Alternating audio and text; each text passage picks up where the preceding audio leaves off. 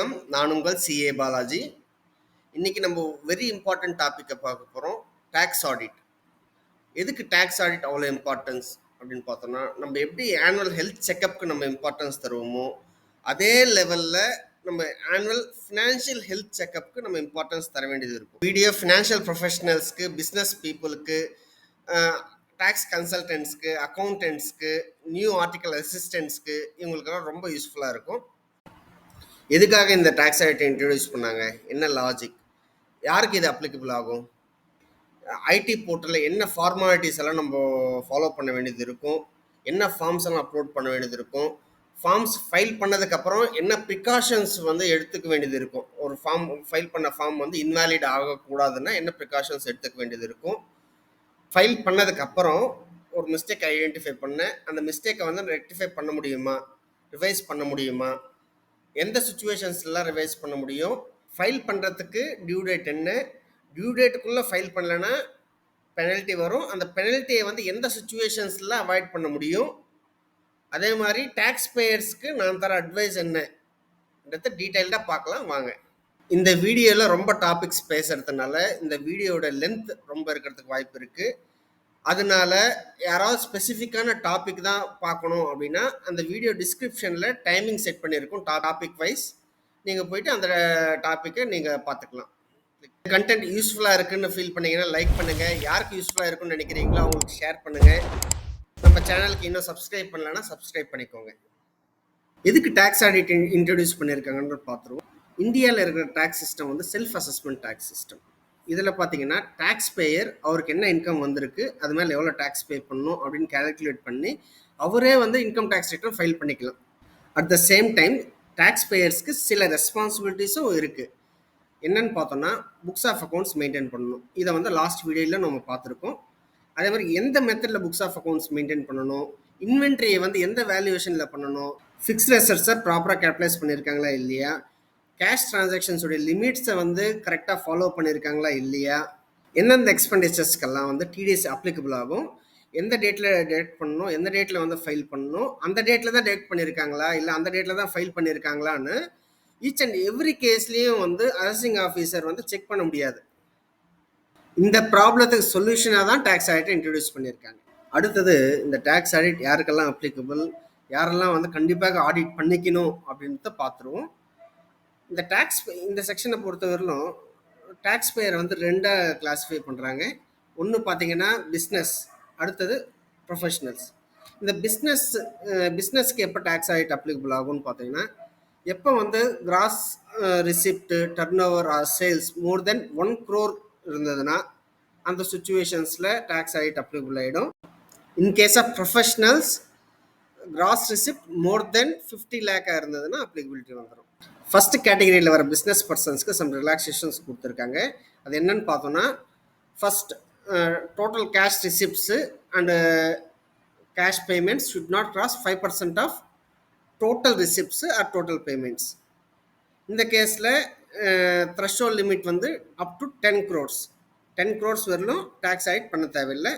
10 crores விட cross ஆச்சுன்னா tax audit பண்ணணும். இந்த enhanced tax audit limit 10 crores use பண்ணோன்னா பேங்கிங் சேனலில் more then 95% of the transactions நடந்திருக்கணும். அதுதான் சொல்ல வரேன். இந்த செகண்ட் ரிலாக்ஸேஷன் வந்து யார் ப்ரிசம்டிவ் டாக்ஸேஷன் யூஸ் பண்ணுறாங்களோ அந்த செக்ஷன் 44 AD அவங்களுக்கு வந்து என்ஹான்ஸ்டு லிமிட் ஆஃப் 2 crores கொடுத்துருக்காங்க. Up to 2 crores tax audit பண்ண தேவையில்லை. அவங்க வந்து ப்ரிசம்டிவ் பேசிஸில், எஸ்டிமேட்டட் பேசிஸில் வந்து இன்கம் டிக்ளேர் பண்ணலாம். மோர் தென் 2 crore இருந்ததுன்னா டேக்ஸ் ஆடிட் பண்ணிக்கணும். அதே மாதிரி எப்போ ஒரு டேக்ஸ் பேயர் வந்து ப்ரிசம்டிவ் டாக்ஸேஷனை விட இன்கம் வந்து கம்மியாக டிஸ்க்ளோஸ் பண்ணணும் அப்படின்னு நினைக்கிறாரோ அப்போ வந்து புக்ஸ் ஆஃப் அக்கௌண்ட்ஸ் மெயின்டைன் பண்ணி அந்த புக்ஸ் ஆஃப் அக்கௌண்ட்ஸை வந்து டேக்ஸ் ஆடிட் பண்ணிக்கணும். அதே மாதிரி ஒரு வாட்டி ப்ரிசம்டிவ் டாக்ஸேஷன் ஸ்கீம் அந்த செக்ஷன் 44 AD சூஸ் பண்ணிங்கன்னா அதை வந்து கண்டினியூவாக 5 years ஃபாலோ பண்ண வேண்டியது இருக்கும். ஃபாலோ பண்ணலைன்னா அந்த வருஷத்துலேருந்து 5 yearsக்கு நம்ம அந்த ப்ரிசம்டிவ் டாக்ஸேஷன் ஸ்கீமை வந்து யூஸ் பண்ண முடியாது. அந்த பீரியடில் நீங்கள் புக்ஸ் ஆஃப் அக்கௌண்ட்ஸ் மெயின்டைன் பண்ணி அதை வந்து டேக்ஸ் ஆடிட் பண்ணி வச்சுக்கணும். அடுத்தது சில காமனாக வர டவுட்ஸ் எல்லாம் கிளாரிஃபை பண்ணிக்கலாம். டர்ன் ஓவர் என்னவோ மோர் than 1 crore. At the same time cross receipts in all bank accounts credit summation more than 1 crore இருக்குது. பட் எனக்கு ப்ராஃபிட்டே இல்லை, ப்ராஃபிட் வந்து லெஸ் தென் பேசிக் எக்ஸம்ஷன் லிமிட் இருக்குன்னா இந்த சுச்சுவேஷனில் டேக்ஸ் ஆடிட் வருமா அப்படின்னு பார்த்தோம்னா கண்டிப்பாக வரும். சேலரி பர்சன் எஃப்என்ஓவில் மோர் தென் 10 crore பிஸ்னஸ் பண்ணால் டேக்ஸ் ஆடிட் வருமா அப்படின்னு பார்த்தா வரும். அட் த சேம் டைம் எப்படி இந்த டர்ன் ஓவரை கேல்குலேட் பண்ணணும் அப்படின்னு institute of chartered accountants of India வந்து ஒரு கைடன்ஸ் நோட்டில் சொல்லியிருக்காங்க. Summation of all positive profits அதே மாதிரி சம்மேஷன் ஆஃப் ஆல் நெகட்டிவ் ப்ராஃபிட்ஸை வந்து ஆட் பண்ணால் வர ஃபிகர் வந்து மோர் தென் 10 crore இருந்ததுன்னா tax audit as a normal பிஸ்னஸாக ட்ரீட் பண்ணி டேக்ஸ் ஆடிட் பண்ணிக்கணும். இங்கே நம்ம ஒரு விஷயத்தை அப்சர்வ் பண்ணணும். இந்த இன்க்ரீஸ்டு 10 crore லிமிட் வந்து ஓன்லி ஃபார் பிஸ்னஸ் பீப்புளுக்கு தான், நாட் ஃபார் ப்ரொஃபஷனல்ஸ். அடுத்தது agriculture income more than 10 crore வந்து பேங்க் அக்கௌண்ட்டில் ரிசீவ் ஆகிருக்கு. ஓகே, இந்த சுச்சுவேஷனில் டேக்ஸ் ஆட் பண்ணிக்கணுமா அப்படின்னு பார்த்தோம்னா as per income tax provisions பண்ணிக்க தேவையில்லை. அட் த சேம் டைம் இது அக்ரிகல்ச்சர் இன்கம் தான் அப்படின்னு நம்ம ப்ரூவ் பண்ணுறதுக்கான எவிடன்சஸ் எல்லாம் நம்ம சப்போர்ட்டிங்ஸை வச்சு. அடுத்தது ஒரு டேக்ஸ் பேயர் மோர் தென் ஒன் பிஸ்னஸ் பண்ணுறாரு, அப்போ எப்படி இந்த அப்ளிகபிலிட்டி டிசைட் பண்ணணும் அப்படின்னு பார்த்தீங்கன்னா இந்த ஆல் பிஸ்னஸ் உடைய டர்ன் ஓவரை வந்து ஆட் பண்ணி நம்ம இந்த அப்ளிகபிலிட்டி டிசைட் பண்ணலாம். ஒரு டேக்ஸ் பேயர் மோர் தென் ஒன் பிஸ்னஸ் பண்ணுறப்போ பார்ஷியல் ப்ரெசம்டிவ் டாக்ஸேஷனை வந்து யூஸ் பண்ணிக்கலாமா அப்படின்னு பார்த்தா எஸ், யூஸ் பண்ணிக்கலாம். பட் இந்த ஃபேக்டை வந்து ஃபார்ம் 3CD ரிமைனிங் பிஸ்னஸ்க்கு டேக்ஸ் ஆட் பண்ணுவோம்ல, அப்போ இந்த ஃபார்ம் 3CD கிளாஸ் 12 கிளியராக டிஸ்க்ளோஸ் பண்ண வேண்டியது இருக்கும். என்ன பிஸ்னஸ் எல்லாம் பண்ணுறோம், அதே மாதிரி எந்த பிஸ்னஸ்க்கு வந்து ப்ரிசம்டிவ் டாக்ஸேஷனில் யூஸ் பண்ணியிருக்கோம், காமன் எக்ஸ்பென்சஸை வந்து எப்படி ட்ரீட் பண்ணியிருக்கோம் அப்படின்னு கிளாஸ் 12 ஆஃப் 3CD வந்து டிஸ்க்ளோஸ் பண்ண வேண்டியது இருக்கும்.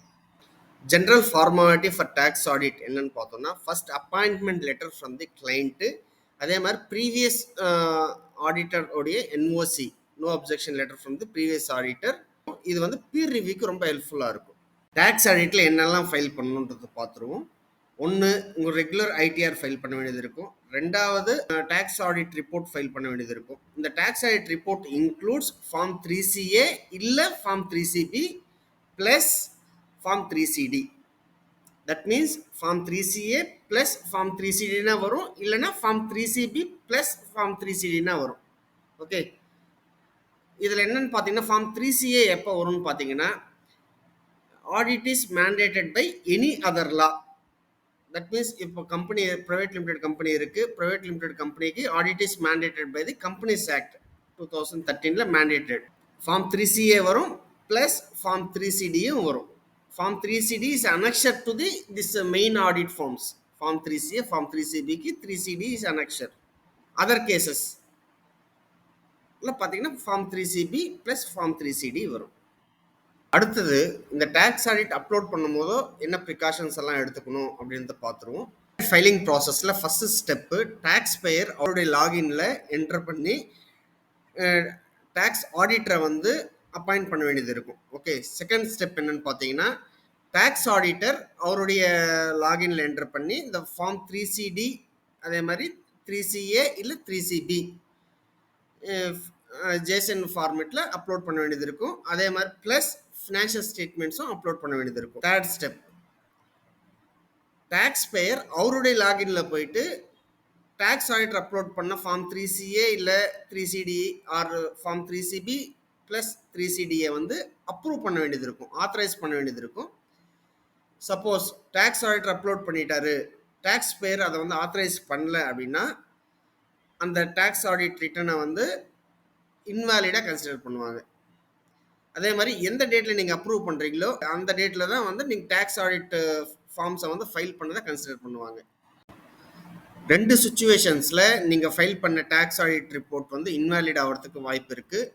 ஆல்ரெடி டிஸ்கஸ் பண்ண மாதிரி, ஒன்று டேக்ஸ் ஆடிட்டர் அப்லோட் பண்ணிட்டாரு, நீங்கள் ஆத்தரைஸ் பண்ணலன்னா அந்த டேக்ஸ் ஆடிட் ரிப்போர்ட் வந்து இன்வாலிட் ஆகிடும். செகண்ட் திங், டேக்ஸ் ஆடிட்டர் வந்து வித்தின் 60 daysல யூடின் வந்து அவருடைய லாகின்ல போயிட்டு அப்லோட் பண்ணல அப்படின்னாலும் உங்களுடைய டேக்ஸ் ஆடிட் ரிப்போர்ட் வந்து இன்வாலிட் ஆகிடும். அடுத்தது டியூ டேட்ஸ் என்னன்னு பார்த்துருவோம். டேக்ஸ் ஆடிட் ரிப்போர்ட் ஃபைலிங்க்கு 30th September is the due date. In case of ITR ஃபைலிங்க்கு 30th October is the due date. அடுத்தது டேக்ஸ் ஆடிட் வித்தின் டியூ டேட்டில் ஃபைல் பண்ணலன்னா என்ன பெனல்ட்டின்னு பார்த்தோம்னா செக்ஷன் 271Bல 0.5% of the turnover or gross receipt or 1,50,000 whichever is lower அப்படின்னு சொல்கிறாங்க. இந்த பெனல்ட்டியை ரீசனபிள் காசஸ் காமிச்சு அவாய்ட் பண்ணுறதுக்கு வாய்ப்புகள் இருக்குது. என்ன ரீசனபிள் காசஸ்ன்னு பார்த்தீங்கன்னா, any activity beyond the control of taxpayer. Beyond control ஒரு ஆக்டிவிட்டி நடந்ததுன்னா அதுதான் வந்து ரீசனபிள் காசுன்னு சொல்கிறாங்க. அது என்னன்னு பார்த்தீங்கன்னா, natural calamities, floods, lockdown, last minute resignation of tax auditor, person responsible for accounts death இல்லை inability, tax audit report delay ஃபைலிங்க்கு இந்த ரீசனபிள் காசஸாக இருந்ததுன்னா இந்த பெனல்ட்டியை வந்து அவாய்ட் பண்ணலாம். டாக்ஸ் ஆடிட் ரிப்போர்ட் ஃபைல் பண்ணதுக்கப்புறமா மிஸ்டேக்ஸ் ஆர் எரர்ஸ் ஏதாவது ஐடென்டிஃபை பண்ணால் ஃபைல் பண்ண டாக்ஸ் ஆடிட்டை வந்து ரிவைஸ் பண்ண முடியுமா அப்படின்னு. Normally once tax audit report file பண்ணதுக்கப்புறமா revision is not recommended. But 5 கேசஸில் வந்து டாக்ஸ் ஆடிட் ரிப்போர்ட்டை வந்து ரிவைஸ் பண்ணலாம். அது என்னன்னு பார்த்தீங்கன்னா, first change in books of accounts after adoption of financials in the AGM. ஃபினான்ஷியல்ஸை வந்து புக்ஸ் ஆஃப் அக்கௌண்ட்ஸை பேஸ் பண்ணி தான் நம்ம ப்ரிப்பேர் பண்ணுவோம். ஒன்ஸ் புக்ஸ் ஆஃப் அக்கௌண்ட்ஸ்லேயே சேஞ்ச் இருக்குது அப்படின்னா அந்த சுச்சுவேஷன்ஸில் டாக்ஸ் ஆடிட் ரிப்போர்ட்டை ரிவைஸ் பண்ணிக்கலாம். செகண்ட் கேஸ் என்னென்னா, change in law with retrospective effect. Third case changes in interpretation, CBDT circular or judgment, recent ஜட்ஜ்மெண்ட்டில் வந்து சேஞ்சஸ் இருக்குது அப்படின்னா டாக்ஸ் ஆடிட் ரிப்போர்ட்டை ரிவைஸ் பண்ணிக்கலாம். Fourth case change in disallowances under section 40 and 43B. Fifth case change in computation of total income because of timing difference. Tax audit report file பண்ணுறதுக்கு 30th September is the due date. அதே மாதிரி ITR file பண்ணுறதுக்கு 31st October is the due date. In between இந்த 1 month கேப்பில் total இன்கமில் ஏதாவது changes இருந்ததுன்னா அந்த சுச்சுவேஷன்ஸில் டாக்ஸ் ஆடிட் ரிப்போர்ட்டை ரிவைஸ் பண்ணிக்கலாம். எந்த காரணத்தினால டோட்டல் இன்கமில் சேஞ்ச் வரும் அப்படின்னு பார்த்தீங்கன்னா, செக்ஷன் 43Bயில் expense is allowed only when you pay the amount to the party அப்படின்னு சொல்கிறாங்க. That means payment of bonus, commission, provident fund, superannuation fund, interest on loans to the banks, payments to MSMEs, பேமெண்ட்ஸ் டு ரயில்வேஸ். இந்த section 43B expenses previous இயரில் நான் spend பண்ணியிருந்தாலும் but நான் பேமெண்ட் பண்ணல அப்படின்னா அதை எக்ஸ்பென்ஸாக ட்ரீட் பண்ண முடியாது. ஆனால் பிஃபோர் ஐடிஆர் ஃபைலிங் நான் அந்த பேமெண்ட்டை பண்ணிட்டேன்னா ப்ரீவியஸ் இயர் எக்ஸ்பென்சஸ் தான் நான் ட்ரீட் பண்ணலாம். சப்போஸ் பிஃபோர் ஐடிஆர் ஃபைலிங் நான் பேமெண்ட் பண்ணல அப்படின்னா எப்போ நான் பேமெண்ட் பண்ணுறேனோ அந்த வருஷம் தான் நான் அதை எக்ஸ்பென்ஸாக ட்ரீட் பண்ண முடியும். ஸோ அக்டோபர் மந்தில் ப்ரீவியஸ் இயர் ரிலேட்டடான செக்ஷன் 43B எக்ஸ்பென்சஸை பே பண்ணால் அந்த எக்ஸ்பென்சஸால் டோட்டல் இன்கம் சேஞ்ச் ஆகும். இந்த சுச்சுவேஷன்ஸில் டாக்ஸ் ஆடிட் ரிப்போர்ட்டை ரிவைஸ் பண்ணிக்கலாம். ஃபைனலாக நான் என்ன சொல்ல வரேன்னு பார்த்தீங்கன்னா, ஃபார்ம் 3CDயில் 44 கிளாஸஸ் இருக்கும். இந்த 44 கிளாஸஸ் டீட்டெயில்டு கொஸ்டினராக இருக்கும். இந்த கொஸ்டினர்ஸ்க்கு டாக்ஸ் ஆடிட்டர் வந்து ஆன்சர் பண்ண வேண்டியது இருக்கும். ஓகே, ஏதாவது ஒரு கிளாஸ்லையாவது டாக்ஸ் ஆடிட்டர் வந்து நெகட்டிவாக ஒரு பாயிண்ட்டை போட்டாங்கன்னா அந்த போட்ட பாயிண்ட்டை அசஸிங் ஆஃபீஸர் இன்கம் டேக்ஸ் டிபார்ட்மெண்ட்லேருந்து வெரிஃபை பண்ணி உங்களுக்கு இன்கம் டேக்ஸ் நோட்டீஸ் இஷ்யூ பண்ணுறதுக்கு வாய்ப்புகள் ரொம்ப இருக்குது.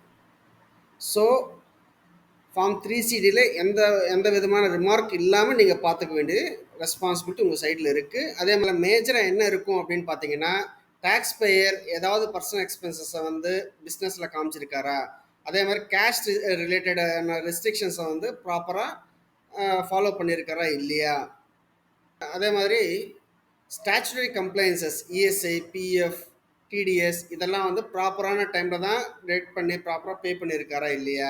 இந்த ஃபார்ம் 3CDயில் நியூவாக ஒரு கிளாஸ் இன்ட்ரடியூஸ் பண்ணியிருக்காங்க, கிளாஸ் நம்பர் 44. இந்த கிளாஸில் பார்த்தீங்கன்னா நீங்கள் இந்த பிஸ்னஸில் டோட்டலாக நீங்கள் இன்கர் பண்ண எக்ஸ்பென்சஸ் எவ்வளோ இன்கர் பண்ணியிருக்கீங்க, அது வந்து யார் யாருக்கு பே பண்ணியிருக்கீங்க, ஜிஎஸ்டி ரிஜிஸ்டர்ட் டீலர்ஸ்க்கு எவ்வளோ பே பண்ணியிருக்கீங்க, அன்ரிஜிஸ்டர்டுக்கு எவ்வளோ பே பண்ணியிருக்கீங்க, காம்போசிட் டீலர்ஸ்க்கு எவ்வளோ பே பண்ணியிருக்கீங்க அப்படின்னு ஃபுல் டீட்டெயில்ஸை வந்து நம்ம இந்த கிளாஸ் 44ல் டாக்ஸ் ஆடிட் தர வேண்டியது இருக்கும்.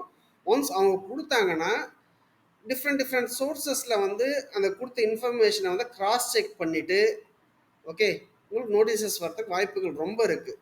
ஸோ நீங்கள் at least once in a life time வந்து நீங்கள் அந்த ஃபார்ம் 3CDயை படித்து பாருங்கள், புரிஞ்சுக்கோங்க. ஓகே, இந்த நோட்டீஸஸை வந்து அவாய்ட் பண்ணுங்கள், ஹாப்பியாக லைஃப்பை லீட் பண்ணுங்கள். ஐ ஹோப் இந்த வீடியோ வந்து ரொம்ப யூஸ்ஃபுல்லாக இருக்கும்னு நினைக்கிறேன். லைக் பண்ணாதவங்க லைக் பண்ணுங்கள், கமெண்ட் பண்ணுங்கள், யாருக்கு யூஸ்ஃபுல்லாக இருக்குமோ அவங்களுக்கு ஷேர் பண்ணுங்கள். இந்த வீடியோ பார்க்கும்போதோ உங்களுக்கு உங்களுக்கு வர டவுட்ஸ்க்கு கிளாரிஃபிகேஷன் வேணும்னா இந்த கான்டாக்ட் நம்பருக்கு கான்டாக்ட் பண்ணுங்கள்.